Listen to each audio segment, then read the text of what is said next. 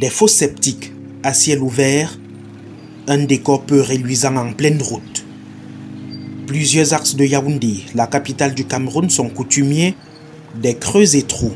Mais ici, entre Biema Silak, Acacia et Rond-Point Express, les canalisations d'excréments ont trouvé un point de chute. On a fini par s'habituer. C'est invivable, comme vous voyez là.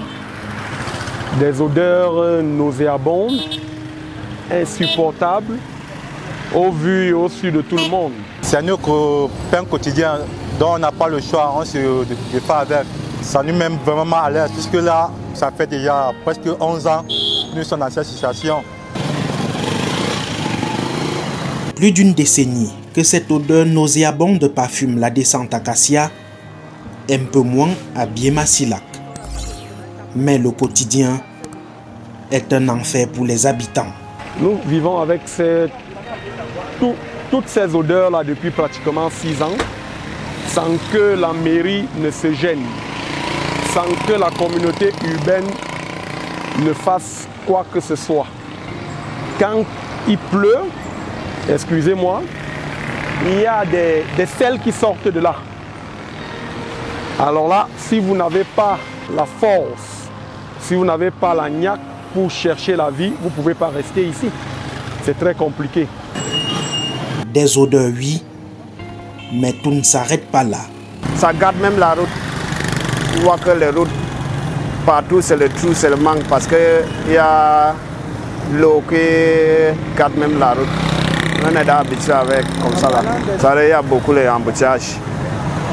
Comme la route aussi est petite, il y a beaucoup d'embouteillages. Avec les trous là, c'est ça qui fait tout l'embouteillage. Conséquence. Oui, il y a même les cas d'accident qui passent souvent ici là. Il y a parfois, tu vois même une voiture, ça veut sauter un trou. Tu vois que parfois ça prend un moto ou ça cogne l'autre voiture. La semaine passée, même ça a même pris un enfant, hein, quelqu'un qui a sauté un trou. Ça a pris un enfant qui vendait les beignets.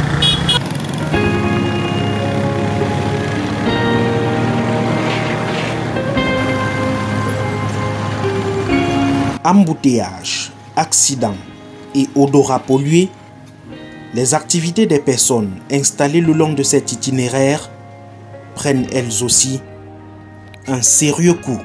Avec des activités comme ça, ça nous charge les clients. Les clients ne peuvent pas s'arrêter pour ne pas arrêter la marchandise parce que la route est abîmée, les caca qui coulent partout par là. Que fait donc la municipalité? Pourtant dotée d'un service d'hygiène et de salubrité, ces actions se sont avérées vaines. Nous, on est habitués avec ça parce que quand ça sort, le caca là, ça sort, tu vas voir après un temps, la mairie de Yabassi 6 va venir retirer. Alors, quand il retire, parfois ça fait même 1 ou 2 mois.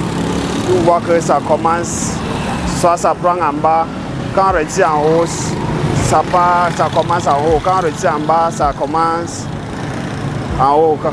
Pour en avoir le cœur net sur cette insalubrité de trop, nous avons rencontré le maire de la commune d'arrondissement de Yaoundé 6 à un jet de pierre des sites pollués. Yoki Onana dit être fatigué de s'exprimer sur la question.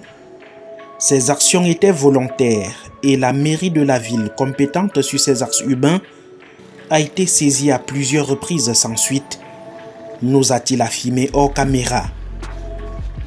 Entre-temps, sur le terrain, les agents de la municipalité sont sans pitié.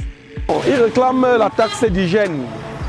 La taxe d'hygiène, normalement, ils disent qu'il faut qu'on paye. Et on leur dit qu'on ne peut pas payer avec tout ce qu'il y a là. L'année passée, ils nous ont frappé 50 000 francs d'amende parce qu'on n'avait pas payé. Mais quand on leur parle de ça, ce n'est pas leur problème. Ils ne font rien, ils disent que ce n'est pas de leur ressort, c'est du ressort de la communauté urbaine. Quand on se rend à la communauté urbaine, ils disent que non, c'est du ressort du maire, ainsi de suite, ainsi de suite. Donc, nous sommes abandonnés à nous-mêmes. Un ping-pong qui date et les excréments poursuivent leur bonhomme de chemin, discutant la route avec les usagers, tout en les perturbant.